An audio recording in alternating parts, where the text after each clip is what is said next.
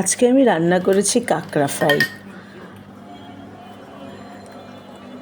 প্রথমে আমি দিলাম লবণ, তারপরে দিলাম একটু হলুদ, তারপরে একটু মরিচের গুঁড়া, একটু নাড়াচাড়া করলাম, একটু ধনে গুঁড়া দিলাম, মনে হলো দিলাম ধনে গুঁড়া, একটু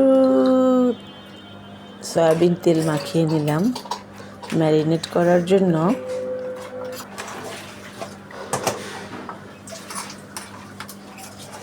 কিছুক্ষণ আমি কাঁকড়াটা রেখে দিয়েছিলাম। তারপর আমি কাঁকড়াটা ফ্রাই করতে শুরু করলাম।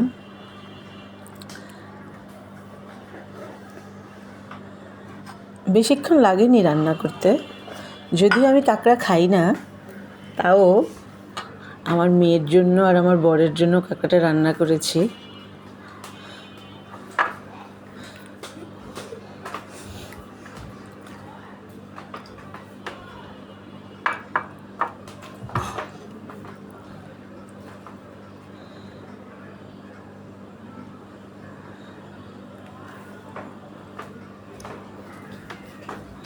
একটু সময় নিয়ে আর কি ধীরে ধীরে ভাজলাম কাঁকড়াগুলো।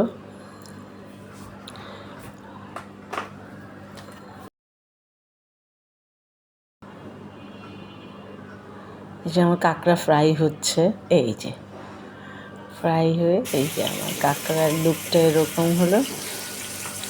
যাই হোক, এটা দেখতে যেমনই হোক, ভাজার পরে খেতে কিন্তু দারুণ হয়েছিল।